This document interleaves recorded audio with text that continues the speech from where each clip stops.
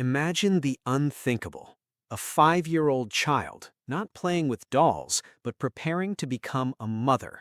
This isn't a dark fairy tale, but the true, astonishing, and heartbreaking story of Lina Medina, the youngest mother in recorded history. Her case shocked the world in 1939, and decades later, it continues to defy belief. The mystery of the swelling.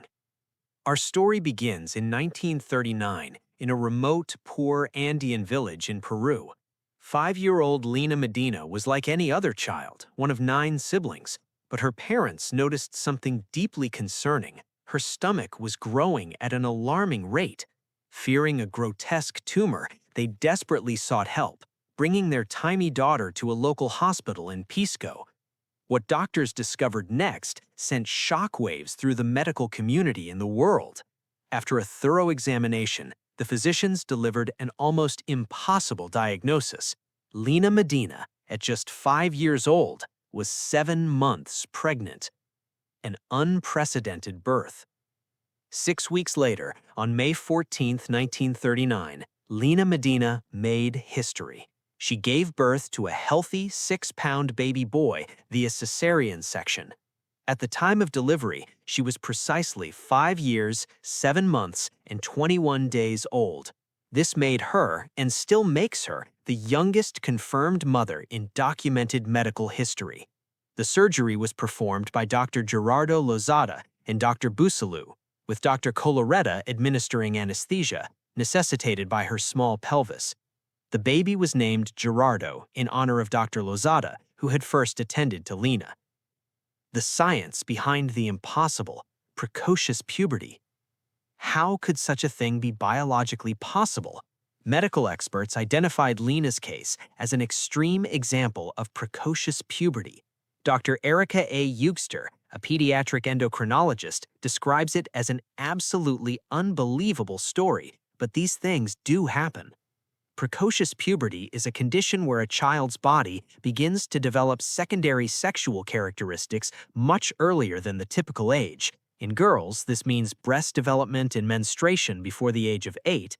For boys, it involves enlarged genitals and voice changes before 9.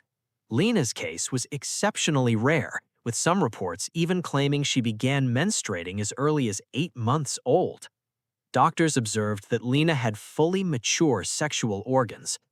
While most cases of precocious puberty are idiopathic, meaning without a known cause, extreme early onset can sometimes be linked to a benign brain tumor called a hypothalamic hamartoma. This type of tumor affects the hypothalamus, which controls the pituitary gland responsible for regulating sexual development hormones. While a specific tumor wasn't mentioned by all of Lina's doctors, Dr. Escamel did conclude her condition was caused by a pituitary disorder. Today, children with precocious puberty can often be treated with synthetic hormones to slow or halt its progression. Global outcry and skepticism. The news of Lina's birth traveled fast, appearing on the front page of newspapers like the Los Angeles Times on May 16, 1939, under the headline, 5.5-year-old mother and baby reported doing well. Despite initial skepticism, the authenticity of her case was confirmed by Peruvian medical authorities, including respected doctor-researcher Edmundo Escamel, who even published dispatches about her in the French medical journal La Presse Médicale.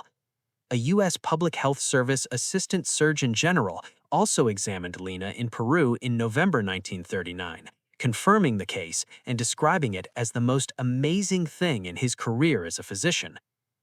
The unanswered question: who was the father? Perhaps the most tragic and enduring mystery surrounding Lina's story is the identity of her son's father.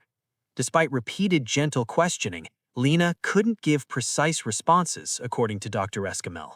Her own father was briefly detained on suspicion of incest, but was released due to a lack of evidence. Some theories also pointed to a mentally unwell elder brother or even local indigenous practices, but no one was ever definitively identified. Lina named her son Gerardo after her attending physician. Gerardo was initially raised believing Lina was his sister, only learning the truth when he was 10 years old.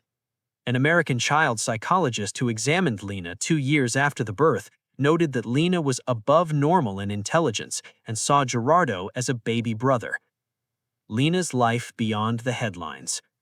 As an adult, Lina Medina sought to live a quiet life, shunning publicity. She worked as a secretary for Dr. Lozada, who had delivered her baby, and later married Raul Gerardo, with whom she had a second child in 1972. Sadly, Gerardo passed away in 1979 at the age of 40 from bone cancer. In 2002, reports indicated Lina and her husband were living in a modest neighborhood in Lima.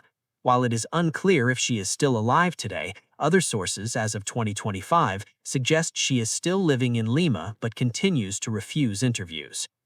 The story of Lina Medina remains a profound and unsettling chapter in medical history, a testament to the mysteries of the human body and the heartbreaking realities of her early life.